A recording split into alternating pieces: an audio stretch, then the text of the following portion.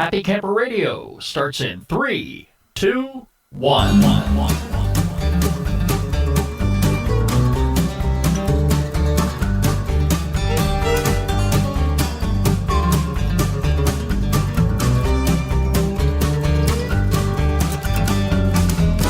Oh, heavens. Thanksgiving is here and gone, Daniel. It is. And I feel stuffed as a bird. No, that's out. Oh, wow, hell. That is come and gone. Do you know I had all good intentions? My plans were for the night after Thanksgiving is to gather everybody in the studio here to do the show. Right.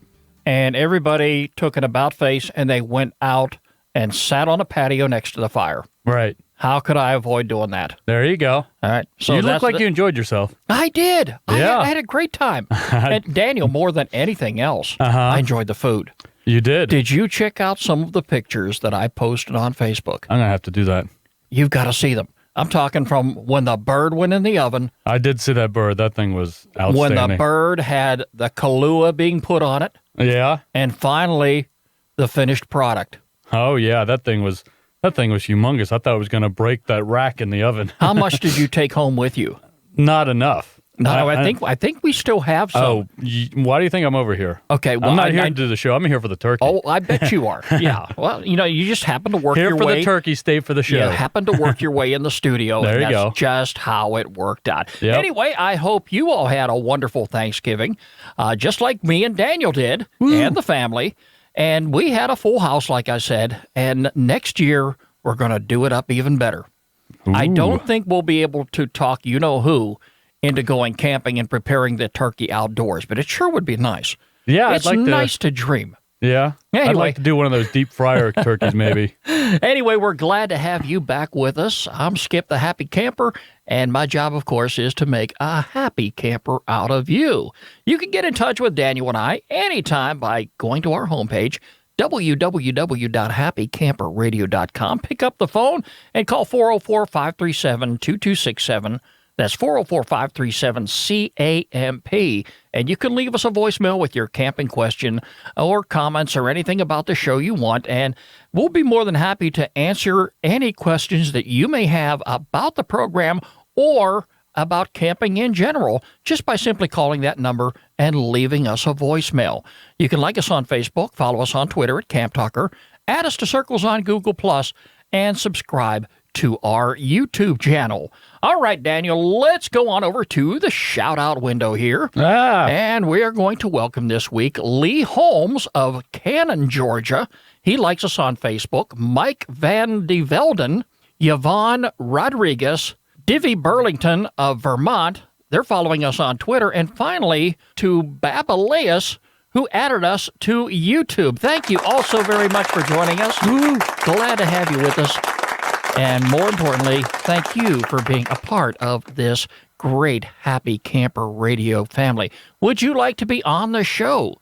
Give me a shout, Skip, S-K-I-P, at happycamperradio.com.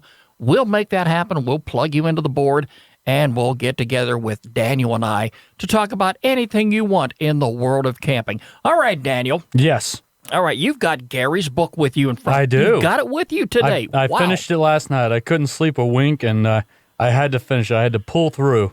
All right. Hike the last mountain, so to speak. Take a moment now to share with us what your thoughts are on the book. Could you, first of all, knowing Gary as long as you have, right? And you obviously know him longer than I have and communicated with him. You've actually gone camping with him, haven't you? Well, we went up to his house, and we did some hiking and stuff, so his house is the next best thing to camping, so it's right near the Pisgah National Forest, so it's stunning. It's really stunning. Could you envision yourself being on the trail with him as you read that book?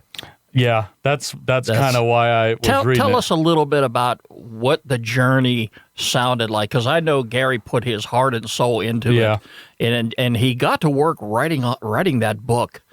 Just as soon as he got back and was able to rest up a little bit. But the environment that he was in, and I saw the pictures where he was sitting outdoors and he was putting his thoughts on paper. And wow, what a book it is, Daniel. Yeah. Give us a little idea of what that journey was like.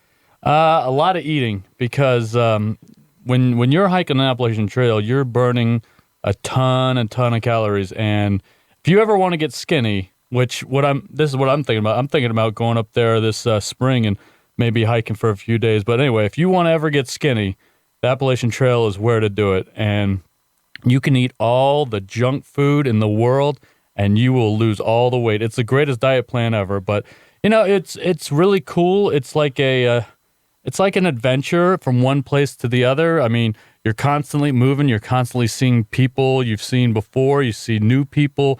It's just a big adventure. It was really a wild ride. There were a lot of ups and there were a lot of downs, and it was an exciting thing. And it takes a lot. It really takes a special kind of person to do what he did. Not everyone could do it. I think he's said before that 80% of the people who try to attempt it, drop out. And by reading this book, I totally understand why some of them do, because it will take a toll on your body. I'm thinking here for a moment. Now, Daniel, you talk about right here at the beginning of all that.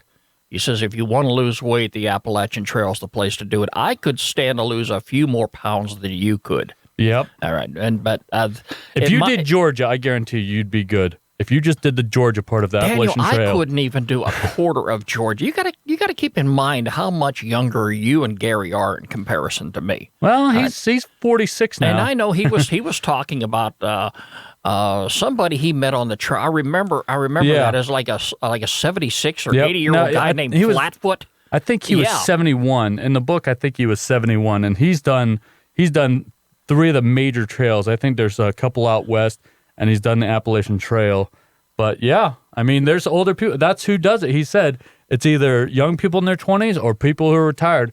And I know every time we talk, you always talk about how many more years you got to retirement. So, I mean, that sounds like the best time to do it, Skip. Age 62 for retirement for me. A guy 71 is on the trail.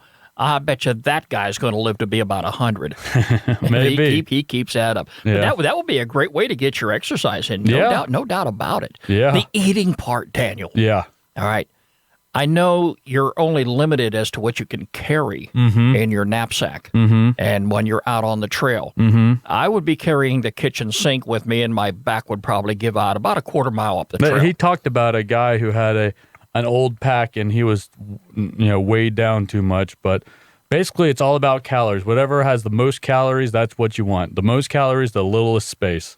That's the goal. And of course, when you're going to get to the next shelter, and you can stop there and maybe get off the beaten path and head on into town to really put your feast on. Well, I mean, I don't want to give too much of the book away, but there are a lot of people and a lot of businesses that make that trail, a little bit easier for those people. But, you'll have to read about that in the book. But there's a lot involved in that trail. There's people that maintain it. There's people that shuttle people. There's people that take care of people. They've got, hostels, laundromats. They've got towns that pretty much are, there's some town, I think it's Damascus, Virginia, that's, centered around hikers. And, that's, their thing. And, people go through there and they really help them out. It's really cool how much of a community that is. I've got to say, I really enjoyed having Gary on the program last week. Yeah. And I really wish we had more time to talk with him.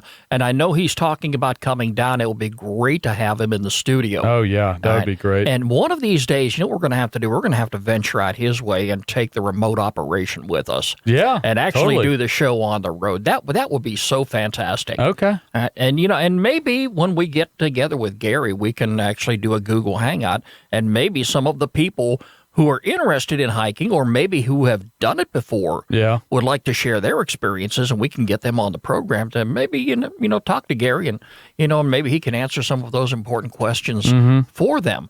I'm interested in maybe, and now Daniel, I'm not talking about hiking, okay, but I will make an exception maybe next Thanksgiving. Oh, all right, yeah, okay. What do you feel about maybe doing a Thanksgiving Day camp out? I don't see why we couldn't. The only thing I can see standing in the way is the chef. That's true. The chief cook and bottle washer, she may not make it. Yeah. Right? But that's just the way it goes. I understand. But, I'm really interested. And the only thing I missed about this Thanksgiving Day is when we sat down to eat. Normally, right around that time, I would be in the truck venturing on over to the village over at Stone Mountain. And I would stop by there and maybe check on some of the lights and things like that, and then actually go into the park and head on over to the resort.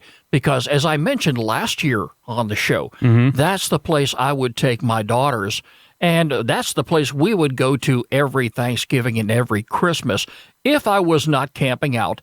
But one of the things I've always enjoyed seeing as I drove along that main stretch on the way to the resort was all the people in the public campground that was camped out on Thanksgiving Day. Yeah, that seems pretty good. There are some people out there that say, "Why would you do that?" Again, let's talk about this. There are some people who do live their life on the road, as I would love to someday. I don't think it's going to happen, but you never can say never. Well, it kind of makes sense because, like, what if you have a bunch of family from all over, a certain geographical area, and maybe there's a campground that's, like a central hub or whatever, and then everyone can converge on that central hub. And so that way everyone's putting a little bit in as far as travel to get to, the whole Thanksgiving feast. It makes sense, really, if you think about it. It sure does. It sounds good, as far as discussion goes, but and I know there are people in our families that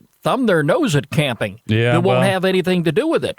Yeah. But hey, I'm like you. Hey, this is my life. I'm footing the bill for all the food. There you go. I'm having a nice get-together here. It's going to be outdoors. Yeah. It's going to be in a camping environment. Yeah. And if you don't like it, cook your own food. Well, but actually, a few years ago, we had Thanksgiving in my backyard. I know that's not camping or whatever, but we've been really lucky the past few years. I think it was like not to offend any of our Northerners, but I think it was about in the 70s on Thanksgiving here. We were outside, on the patio, and we barely needed a fire. It was so comfortable. We were outside, I'd say about 80% of the time. So.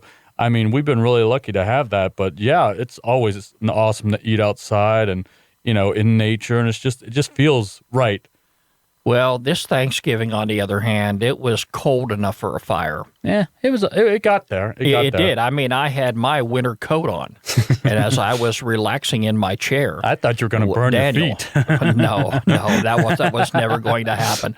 But let's face it. This is the problem with having Thanksgiving at home, and I'm not knocking it because a lot of people do it, and it's a great opportunity for families to get together, especially when you have a big dining environment, where people can get together around the table and they can be thankful for this and thankful for that and share memories and what have you, as long as they don't get into any major fights like my family used to. Yeah, right? That happens from time to time too, especially if you've got big families.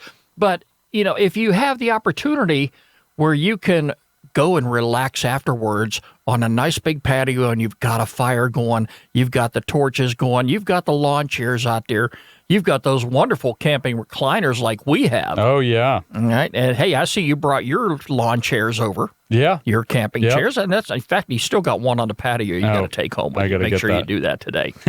But here's the problem, Daniel, is getting ready for an event like this. You've got to think what you have to do ahead of time, and considering how many people you have got coming. If you're in a campground environment, I don't think it's going to be that bad. But in a situation like we had, all right, I was off work 2 days before Thanksgiving. Yeah. I said to myself, no, I'm going to be all rested up. I'm going to be all excited for this. And what ended up happening? A day before Thanksgiving, I'm running here. Somebody forgot to buy this at the store. Somebody needed a bottle of this, and I had to go back out. And that was all day and all night long. Yeah, it happens. And it then always Daniel, happens. and then it didn't end on Thanksgiving Day. Thank heavens. Yeah. We have a store that is open 24/7. Yeah. And one of the grocery stores up here was thinking just like some of those other stores who decided to open up Thanksgiving Day, the one I just gave the devil to last week on the show for doing just that. Well, Heaven forbid. You would think that all the stores were going to be closed. Well, knock on wood, we did have a grocery store open and we could go get that. That's why I was so tired. I want to touch on that. We talked about the whole Black Friday thing. I think we talked about it last week. And, me and Deidre, we went to, Walmart that day because they were open and we, kind of sort of needed stuff. But I think because, we've always heard these tragic stories in the past about people getting trampled and everything. And I guess they figure if they're already in the store, no one can get trampled if you're already in the store. So I think that's probably a pretty good reason to, be open on Thanksgiving. But I really felt bad for all the people that worked there that, had families at home that they couldn't be with. So, I mean, it was a blessing and then a curse for some people. But, sometimes you got to do what you got to do. But, that's what it's come to, though. Well, for some people, there was some pushing and shoving, and there was some grabbing gifts and things like that out of people's hands. But I think most of that is going to take place within the first couple of minutes after the doors open of the business. And that's why some people are camped out hours, maybe even days ahead of time, hoping to get that bargain. Oh, Daniel, it just drives me nuts to see people do stuff like that. Whatever happened to the traditional Thanksgiving Day? All right, where you went to grandma's and granddad's house, and that's the type of environment. Maybe I'm too old. We were kind of talking about that the other day. We talked to a cashier when we were at Walmart, and she's like, I forgot it was Thanksgiving, and unfortunately, the more and more businesses that are open on Thanksgiving, the less of the whole magic of Thanksgiving is taken away because, it used to be Thanksgiving, Christmas, everything was closed, everything was dead. There was a feeling in the air, that you knew that it was Christmas Day. You knew that it was Thanksgiving Day. That's when you spent time with your family. You didn't go shopping. You didn't go eat. You didn't do nothing. That's all you did was either go to grandma's or wherever, or you stayed at home and you did Thanksgiving the way you wanted to. But now it just seems like it's been trickling from year after year. This is open, this is open, this is open, this is open, until, I hope not, but eventually it might turn into just a regular day. But, that's just the way things go, though. I don't think any of us want that, but, you touch on a real important point here. And, yes, it seems like every year it's getting worse. And more businesses are staying open. Again, that's why I enjoy shopping online. Yeah, well, the big online day is tomorrow on Mondays. Cyber Monday. Do you know where I'm going to be? Where are you going to be? Not in front of my computer. Oh, okay. No. Okay. Daniel, those deals are not important to me. Well, they're not that great. Seriously, they're not as great as you may save $1 or $2 here and there. All right, but I've got other things to do on Cyber Monday. Yeah. I can actually sit at my computer any time of the day or night and get online when I'm in the mood to do it. Now, we've got coming up here a very big concert that we're going to, and I bragged about it last year, Daniel, and I put pictures on social media. Trans-Siberian Orchestra. Oh, yeah. Oh, my heavens, yes. They are coming to the Gwinnett Arena on December 16th. For those of you here living in the metro Atlanta area, you may be able to get some tickets. Anyway, I've got darn near front row seats. Wow. Fancy. And Daniel, this is one of those instances where when the ticket window opened up, I had to be at my computer and I had to get in there and I had to start juggling for seats. There you go. If I wanted to get a good set of seats to this year's show, I had to do it. It kind of reminded me of standing in front of a door waiting for it to open up to get in and buy a new TV set. That's funny. For a moment, that's exactly how it felt. Yeah. But, Cyber Monday, again, I don't have that many people to buy for. And if I do buy, I'm going to be, my kids, like I said, I give them money. There's not going to be any change in that. Right. But a couple other things that I may end up having to buy, I'm going to get it online, but I'm going to do it at my convenience, and I'm not going to stress myself out. Yeah. Okay. Yeah, there was a time when I enjoyed going out at midnight the day after Thanksgiving. Oh, really? I did. And I did it a couple times. And that's before it became all commercialized. Right. The stores would open up. People would still have time to enjoy moments with their family. And they'd get to the store, open the doors up. Everything was all set. Yeah. And, you went in there and did your shopping, and everybody was just so happy to be around each other. Yeah. There was no pushing. There were no lines. There was no shoving. And there were plenty of items in stock. Mm-hmm. But now, oh, my heavens, Daniel. Well, I'm one of those weird people. You're going to think I'm really weird, but I didn't do it. I'm probably going to do it later, but like we're pretty much done with Christmas. Deidre went out the other day, and she found some really awesome deals while I was working. Yeah, I see she's decorating your new mailbox. Yeah, which looks awesome by the way. I don't want to even get into how you end up with that. But anyway, it's a Thanksgiving miracle. Let's just put it that way. Okay. But I'm one of those people that love the crowds, and like I think that's I don't have kids and anything, so it's not as special as people with kids, but like being out there in the malls and seeing the hustle and bustle and people doing their thing and all the drama, I just love it. I love to be around people. I love just watching people. I love crowds. I'm one of those rare people that love crowds. Most of the time people say I hate crowds, but I love crowds. I think it's awesome. It just brings a spirit of the season, especially this time of year. You've got to be in one of those moods. But Daniel, again, like I said, I was really hoping to get everybody up in the studio. That wasn't going to happen for a couple reasons. Like I says, everybody moved to the patio. Yeah. And you saw how tired I was. You're Daniel. I went out on the patio. And I think I fell asleep before you got here. Yeah, you were talking in your sleep. I was. We won't get into that one. But then I remember somebody waking me up for dinner. I went in and, oh, wow, that I put on the feed bag. Oh, yeah. And then we came back out. I threw some more wood on the fire. You did. I sat down, I relaxed, and that's all I could remember. I dozed off again. But the thing is, everybody came out there and had a great time. They did, yeah. Both your daughters were out there. I heard about it the next day. We were talking, I found out that your daughter was in 5th grade with my sister, and I didn't know that, so I thought that was pretty cool. Bring your sister over sometime for this show. Anyway. I don't get along with her too well. But Daniel, this is one of the things that I wanted to touch on today. Yeah. Is the fact that even though we were doing what we had to do right that afternoon after we got done eating, or should I say that evening, the fact is we gathered in what I would otherwise consider a campground environment. Yeah. Because that fire was there. Everybody was cheerful. Everybody stayed for a very long time, so I understand, and just had a blast. And that's what Thanksgiving and camping are all about. If you can't get out there, folks, if you can't do your Thanksgiving camping all in the same day, all in the same environment, what is so wrong with putting a patio outfit together? Get one of those, what do we call those, Daniel? Just a burn pit. Burn pit, there we go. Okay.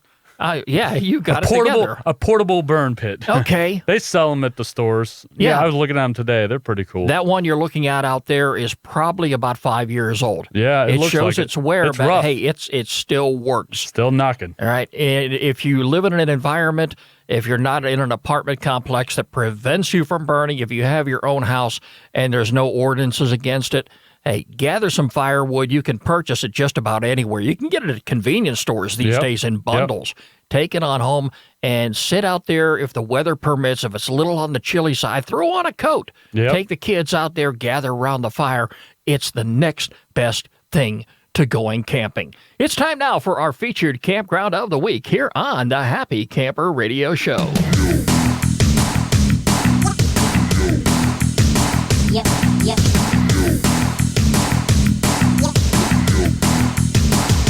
Daniel, what do you say this week we go out to the state of Texas? Texas? West Cliff, Texas is part of Belton Lake, and this campground is open all year round.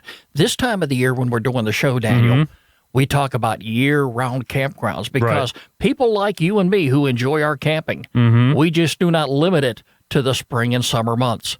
Yeah. Some people do like to go out and camp in the wintertime. Some people like to camp in the fall. And if you have the equipment like you do, right, if you've got a pop-up camper where you can stay nice and warm and toasty on the inside, and a tent like me, Okay, you can do just that. And West Cliff, Texas is one of those places you may want to consider. It has a day use area and a campground located in the southwestern shore of Belton Lake. The lake provides some of the best fishing and boating in central Texas, in addition to amenities such as the swimming beach, the boat ramp, the playground, and picnic areas for RVs and tents. They also have 4 tent-only primitive sites. And if we were going out there right now, I would be reserving one of them. Belton Lake was created by the U.S. Army Corps of Engineers with the construction of Belton Dam in 1954. The campground is mostly open with a few trees providing shade at the picnic areas and some of the campsites. Now, West Cliff is on a bluff overlooking the lake. While many of the campsites are directly on the shoreline, all campsites have a view of the lake. I love camping by the lake. This campground here has 31 sites, most of which have electric hookups for RVs and tents, and 4 primitive-only sites, like we say, with no hookups at all. A whole list of their activities and amenities can be found right there on their website, and you can check it out this week on our homepage at happycamperradio.com. Just click on the Featured Campground tab located at the right-hand side of the page. They have accessible swimming. I don't know what the weather's like in that part of town right now. Yes, I do. You know why, Daniel? Because they have the 7-day forecast. Ooh. And it is raining, 90% chance of rain today with a high of 54. I think that's a little too chilly to go swimming. But anyway, they've got drinking water, dump station, an entrance station, flush toilets, pit toilets, playground, showers, swimming, vault toilets. Some of the things you need to know before you go. The campground is open year-round, like we say. Park hours are from 6 a.m. to 10 p.m. Don't move firewood. For more information, you can check out the link on our website at happycamperradio.com. It's don'tmovefirewood.org. It has all the information right there. Great place to go camping anytime year-round if you're out in the state of Texas. It's West Cliff, and it's our featured campground of the week here on the Happy Camper Radio Show. And, of course, if you have a campground that you would like for us to feature on the program, by all means, get in touch with me, Skip, S-K-I-P, at happycamperradio.com. Daniel, it's great having you back in the studio again. Yep. I am about ready to go back out and retire to that recliner. Oh, boy. I probably got to do some more yard work. You can go ahead and do your yard work. I'll go ahead and retire to the recliner. And if I'm not too tired, I'll steal Gary's book from you and get an early start on the reading. But hey, like I say, I am going to go ahead and get a copy of it, and I'm really looking forward to that as well. So anyway, I want to thank you for coming back in the studio and joining us. I know it's back to the grind tomorrow. Oh, yeah. More and more mail to be delivered. It's going to be very rough. I have to go to work for one more week, and then I'm on vacation. Oh, lucky you. Yeah, well, I'll talk about that all next week when we do the show then. Hey, folks, remember, every pet deserves a loving home. Do like I did. Visit your local shelter and adopt a pet today. You can find us online anytime at www.happycamperradio.com. Like us on Facebook, follow us on Twitter at Camp Talker, add us to circles on Google+, and now subscribe to our YouTube channel. The Happy Camper Radio Show is a presentation of Skip Huber Productions. I'm Skip. I am a happy camper. Daniel's a happy camper. Woo! And the Thanksgiving Day turkey is a happy camper, too, even though he's all gone. And yes, my friends, you can be a happy camper like we say. We'll talk to you next week. Thank you so much for joining us. Bye-bye, everybody.